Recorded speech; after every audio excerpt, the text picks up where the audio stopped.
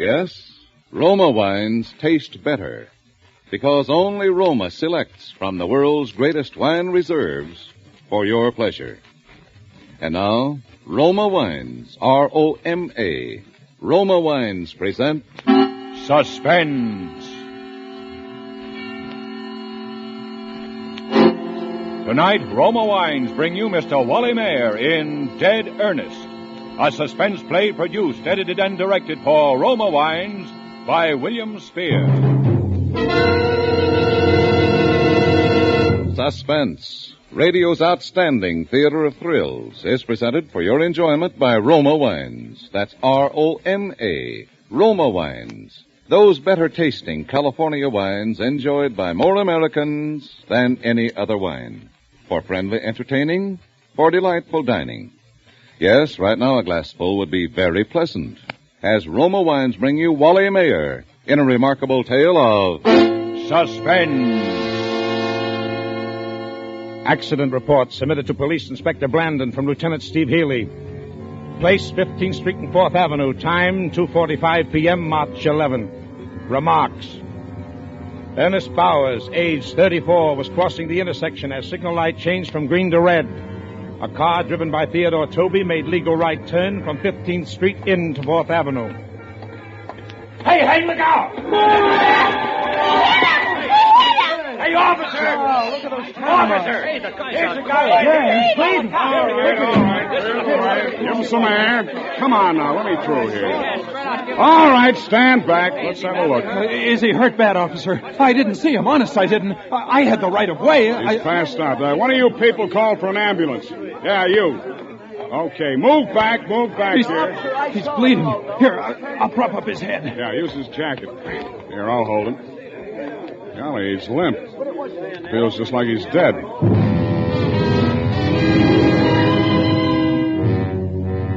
Yes, Ernest Bowers felt like he was dead. Ernest Bowers suffered from catalepsy, a strange disease. He carried at all times a note in his inside coat pocket stating that he was a cataleptic and that in the event of seeming death, his wife should be immediately notified, or his doctor in the event his wife is unavailable. The letter also requested that no autopsy or embalming should be performed on his body for 72 hours, although in his particular case, the duration of the attacks were usually 4 hours or less. Ernest Bowers also wore a sterling silver bracelet with an inscription reading, "Do not embalm me. I am not dead." Catalepsy is a disease of the nerves and mind. The physical condition of the cataleptic when he is under a spell closely resemble death in all aspects, including the primary stages of rigor mortis. Officer Abbott was at the scene of the accident. He administered first aid to the injured man before making out his report. There, that ought to stop the bleeding. Looks like just a cut on his forehead when he hit the ground. Nothing much. Oh, he can't be hurt bad, officer. I didn't hit him hard. Yeah, that's right, officer. I saw it. It looked like just a little bump. All right, now, clear back. Let's have a little air here. I'll have to take down some information. What's your name? Theodore Toby. Here's my license. Hey, you kids! Now, what did those kids do? They picked up something off the street. Oh, here it comes. I hope he's all right. It doesn't look like he's breathing. My gosh, he ain't. I told you to get back. Now, come on. He's back. All of you here. All right, let us through here, please. Hello, Where Doc. is he? Glad you got here. He's out cold. Yeah, I'd say he is. Have a look. Well, let's get him away. He's dead. Well, anyway, it didn't happen in the coach. Okay, we'll take him away. Keep them back, officer, will you? Okay, keep back. Come on, clear out. Show's over. All right. It's the second one today. Yeah. Well, let's go. Whose jacket was that he was laying on? Well, I don't know. Did you pick it up? Nope. Hey, officer. Yeah. Where's the jacket? What? Well, the jacket, the guy's jacket. Oh, my gosh, it's gone. Well, okay. Oh, those kids. Never mind. Let's go, Payne.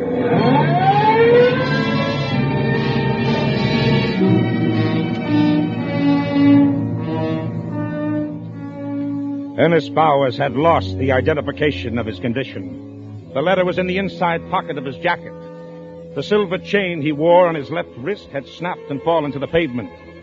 Two youngsters picked up the chain. Robert Manelli, age 9.5, and Tommy Stoner, 8.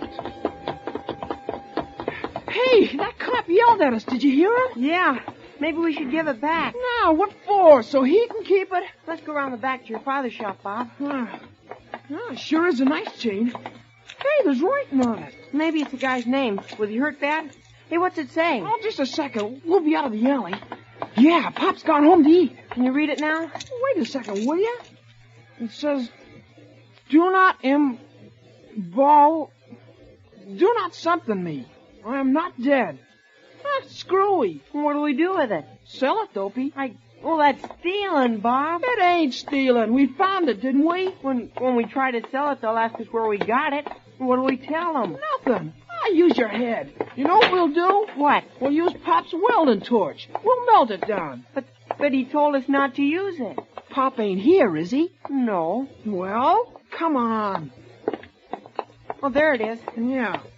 Now here, you put it on that brick. Okay? Yeah.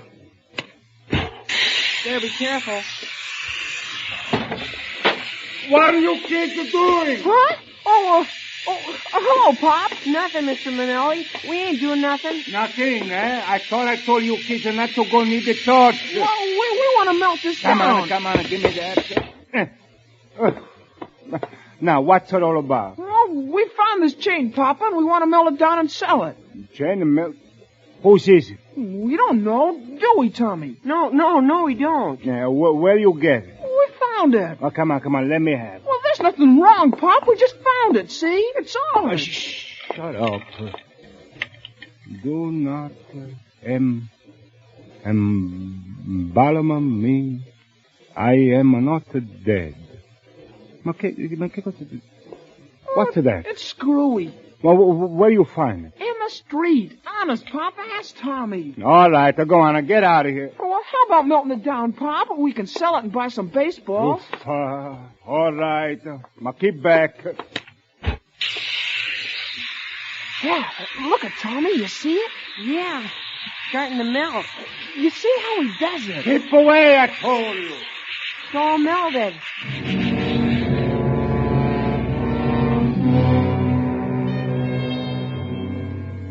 They sold the melted chain for $1.30 to a dealer. $1.30. But the coat.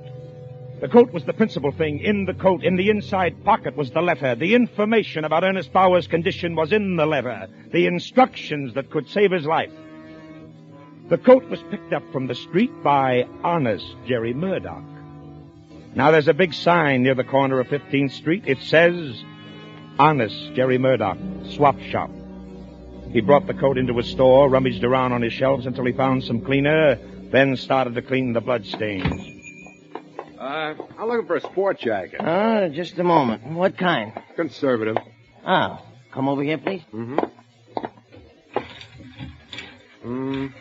Yeah, something on that order. There you are. Just pick out what you want. How much you want to spend? About $5. Oh, these cost more. How much? From 8 to 12. Now, over here we got some cheaper. These don't look so hot for $8. From 8 to 12. Over here. Well, I'll take a look. Yeah. No, these don't appeal to me. And what size do you wear? 40. Oh, here, try this one on. Nice and conservative. There. Yeah, it's kind of tight around the shoulders. Yeah, tight. Yeah, it looks cheesy. Well, I guess you ain't got what I want. Wait a minute. Wait, what's your hurry? I'm just putting a new one in stock over here by the counter. Huh? No, that looks all right. What size is it? I don't know. Here, let's try it on you, huh? How's that? Yeah, this feels all right. All right. Yeah, it's kind of stiff in front here. It's almost new, ain't it? You'll break it in. Feels like cardboard or something. Look, you want it $5. Okay. There might be still a couple stains on it. I ain't had time to take them out. You use some cleaner on it to bring it to the tailor's. He'll spot it. It'll be better than new. Yeah. Here's the $5.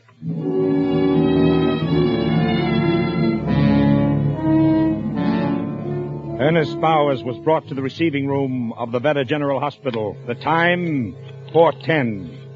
If Bowers was going to awaken, it would probably be before 6:45. Intern on duty, Dr. Weldon, made out his report. He wrote it down while he was standing near the telephone switchboard. Hello. This is the Veta General Hospital. Is there anybody by the name of Bowers at home? That's Bowers, Bowers. No, nobody home. Is Mr. Bowers married? His wife thinks so. Where can I reach her? There's been an accident. I don't know. She's out. Will you tell her to call the Veta General Hospital? Yeah? What happened? Mr. Bowers is dead. That's funny. Just a superficial cut on the forehead.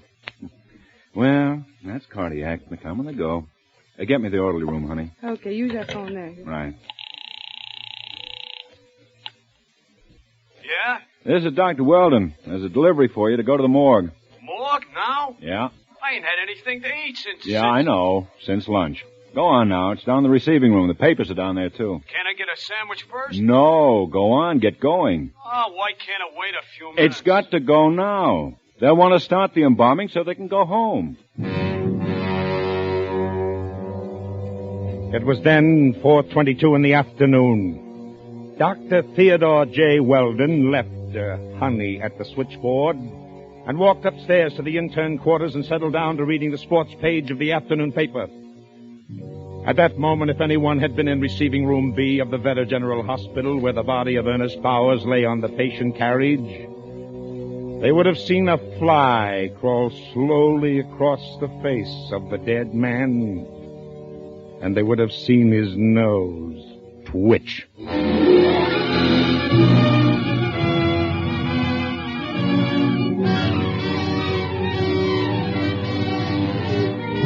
For suspense, Roma Wines are bringing you an all-star cast of Hollywood radio players headed by Wally Mayer in Dead Ernest, a radio play by Selig Lester and Merwin Gerard. Roma Wines' presentation tonight in radio's outstanding theater of thrills, Suspense.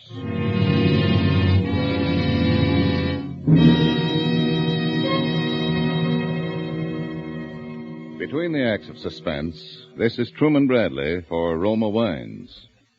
In Roma Wine, you enjoy an important difference. Yes, Roma gives you an extra dividend of enjoyment in fuller bouquet, richer body, and better taste. To bring you better tasting wines every time, Roma selects from California's choicest grapes. Then, with ancient skill and America's finest wine-making resources, Roma master vintners guide this grape treasure to tempting taste perfection. These choice wines are placed with mellow Roma wines of years before, and from these reserves, the world's greatest reserves of fine wines, Roma later selects for your pleasure. That's why more Americans enjoy Roma than any other wine. That's why you will find Roma California wine your best buy in good taste. So, whether you prefer sherry or port, muscatel or tokay, insist on Roma wine. R-O-M-A, Roma, the greatest name in wine. And now, Roma Wines bring back to our Hollywood soundstage Wally Mayer, who, as Police Lieutenant Healy, heads an all-star cast of Hollywood radio players in Dead Ernest, a tale well calculated to keep you in suspense.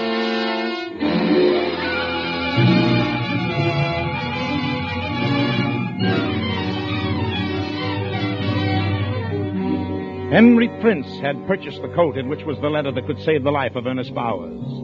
When Henry Prince left honest Jerry Murdoch's second-hand store, he stopped to have a chat with some friends, made some purchases at the grocery store, and then started home. The time, a few minutes after 5. He lived about 2 blocks from the scene of the accident, and his wife was waiting for him. Turn around a little bit, will you? How do you like it for $5? Oh, looks all right. You lose some of that weight, look better. Wait a minute. What's that? It's 5? Where? Take it off a minute. Here. Yeah? Yeah. I wonder what that is. Oh, he said there were a couple of spots. Cleaner will take them out. Yeah, it looks like it might be. What's this in the pocket? I don't know. Heaven's sake. To whom it may concern, please open and read. Well, that's what must have felt stiff, huh? Yeah. This note is carried on my person wherever I go. It is to advise responsible parties that I am a cataleptic, that if it appears as though I am dead, I am not. and that my body is not to be molested for a period of 72 hours, neither by autopsy nor by embalming, although the maximum periods of my attacks usually do not exceed 4 hours. Please telephone my wife, Mrs. Margaret Bowers, at Fulton 11231. This is a boarding house, address 8411 Half West 25th Street. If she is not there, please try Axminster 43422. This is the number of Dr. Benton. It is of vital importance. It may mean my life. Thank you, Ernest Bowers. Yeah, that's a funny one. Where'd you get that jacket, Harry? That honest Jerry Murdoch. Gee, I wonder what we can do. Well, nothing. It's probably forgotten already. Somebody sold the jacket to him, forgot to take the letter Doesn't off. sound like something a guy'd forget. No, the devil. Well, it might be important. Say, look at that, Harry. Those spots look like blood. No, too dark. That's the color that blood turns. I'm going to telephone that number. Well, go ahead, but I think you're wasting your time. Oh, well, hush. Will you a minute? Oh, for crying out loud. Keep still.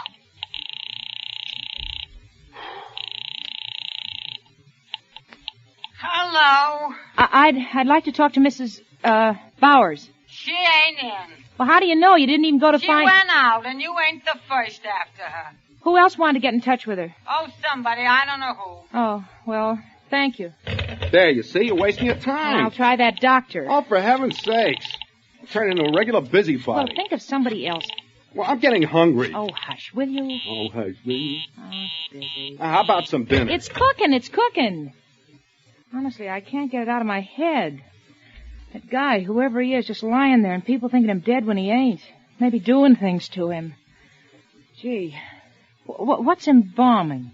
Oh, well, they do that at the morgue. It's preparing his body for burial. I think they take all the blood out of his veins. For heaven's sakes, that'd kill him if he wasn't already dead. Couldn't kill him any deader. Harry, I'm going to find out about that coat. Now, where's this place you bought? Now, wait a minute, Francis. I put in a good day's work. I'm tired.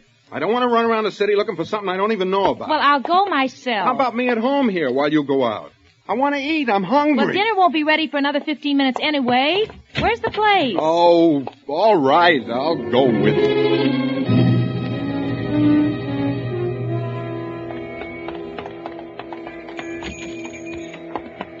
Pardon me. Sure. What do you have? We want to find out about the man next door. Do you know when we'll come back? Oh, honest Jerry? Yeah. No. Are you there? No, he isn't. Harry, listen, go take another look, huh? I'll try that number again. Oh, Fran, for heaven's sake, I'm hungry.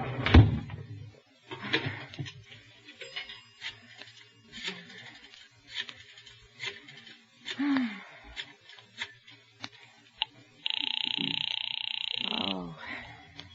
Well, they answered. I'm using this... Oh. Well, he ain't back yet. Well, what does this sign say? 10 minutes? Yeah, but those guys put up signs like that if they're going away for an hour. Well, we'll just wait a couple of more minutes. Oh, come on, Francis. Wait. I'm gonna run. Is Mrs. Bowers in? No. Mr. Bowers. He's dead.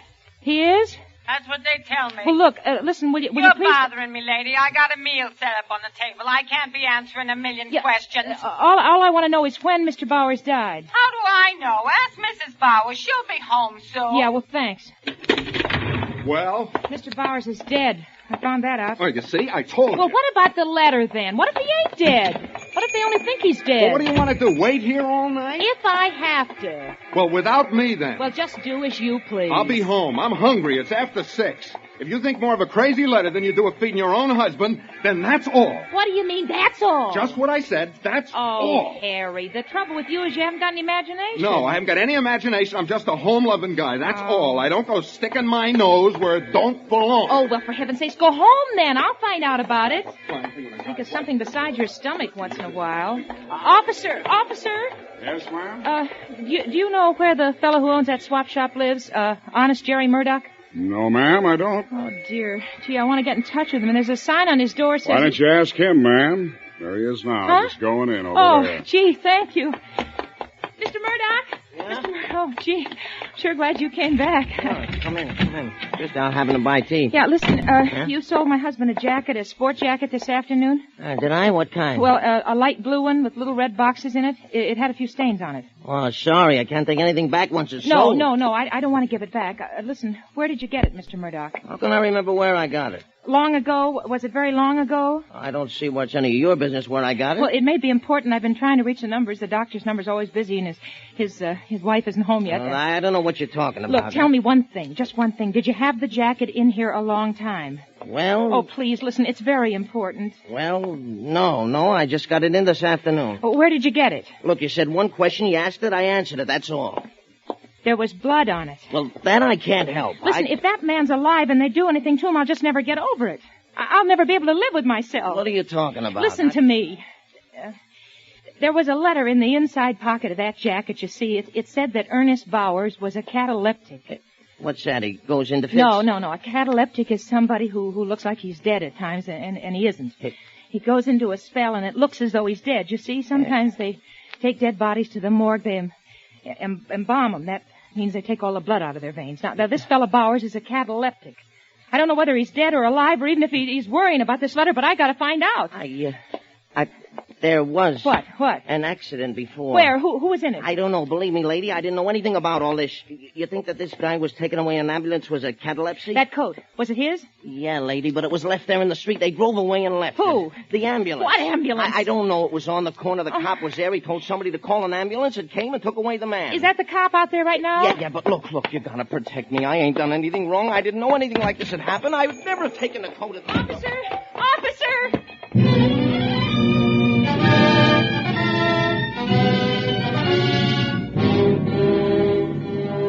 Ernest Bowers lay on a slab at the morgue.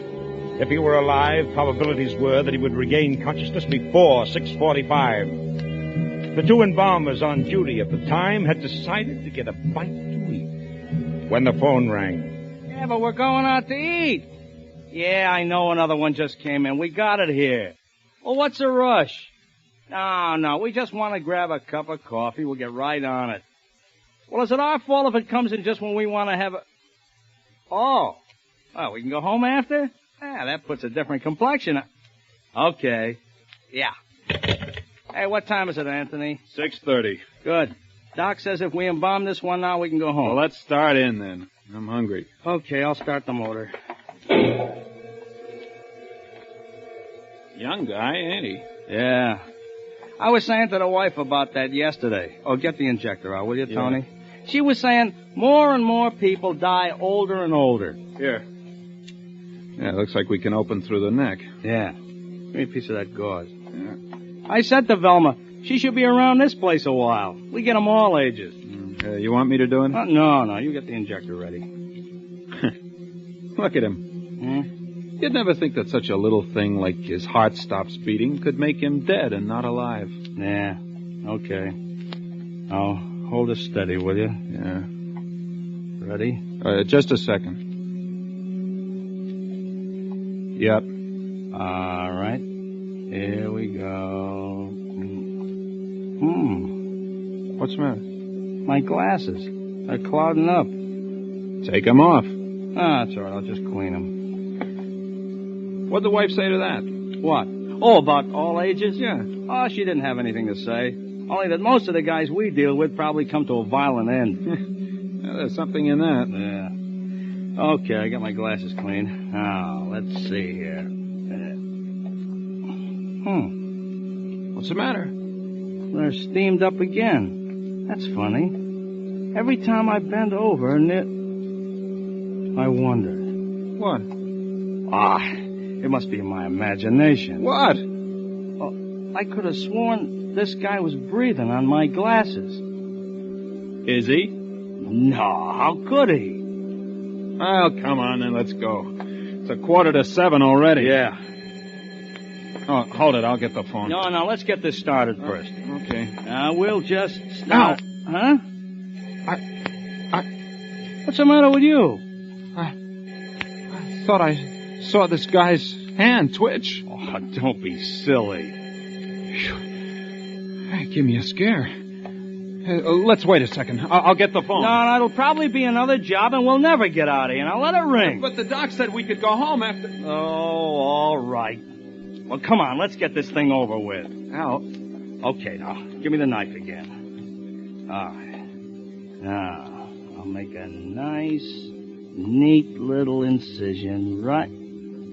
Hey, Tony. Yeah? Look, I'm bent over like this, see? I ain't gonna move. My glasses are full of steam again. Oh, Lord. Is he alive? Hey, look at me. I'm shaking all over. Look at him, Al. Look at his lips. Huh? Listen. Shut that thing off.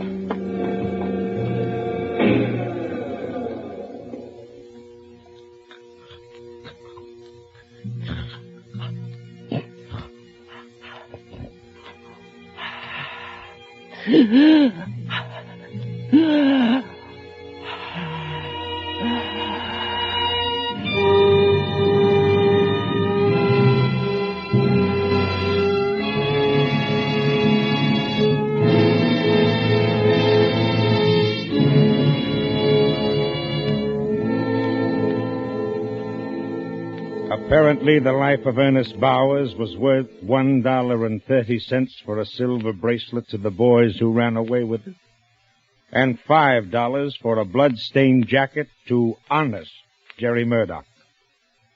Their petty thefts brought a man to the brink of death. As for the busy telephone in the doctor's office, it wasn't busy at all. The good doctor had unwittingly replaced the receiver on the phone stand incorrectly. There's just one more episode which perhaps does not belong in an accident report, but which I would like to include. After regaining full consciousness, Ernest Bowers put in a telephone call from the morgue. Hello. Hello, Mrs. Brawley. Is Mrs. Bowers in? I don't know. I'll see. Josie, see if Mrs. Bowers is home. Who is it? This is Mr. Bowers. Who? Mr. Bowers? They told me you was dead. The hospital called and said... I know, Mrs. Brawley, but they made a mistake. Oh, well, here she is. Hello. Ernest? Where are you? Well, darling, it's quite a long story. Well, You never see, mind. You get right home. You hear? Your dinner's getting ice cold.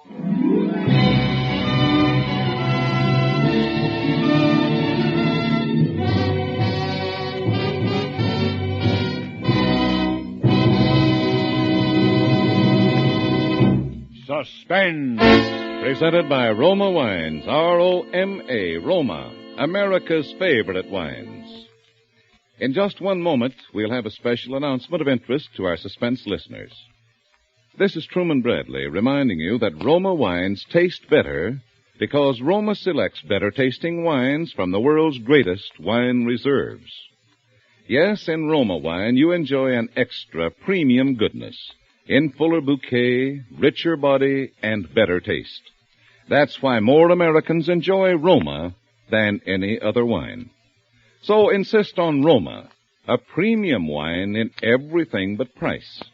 Tomorrow, enjoy the ruby richness of Roma California port, delicious after dinner, ideal for entertaining. Now, it is my pleasure to introduce Mr. Don Thornburg, Vice President of the Columbia Broadcasting System. Ladies and gentlemen, your regular suspense listeners will, I'm sure, be pleased to know that your suspense program has won the 1946 George Foster Peabody Award for Outstanding Excellence in Radio Drama. In behalf of the Columbia Broadcasting System, I congratulate producer William Spear, the actors, the musicians, sound effects men, technicians, announcers, and the sponsor, Roma Wines, whose combined efforts have earned for Suspense the well-deserved title of radio's outstanding theater of thrills. Dead Ernest, heard this evening, is one of the plays upon which the Peabody Award was based. It was repeated by popular request. Next Thursday, same time, Roma Wines bring you Mr. Robert Mitchum as star of Suspense, radio's outstanding theater of thrills. Produced and directed by William Spear for the Roma Wine Company of Fresno, California.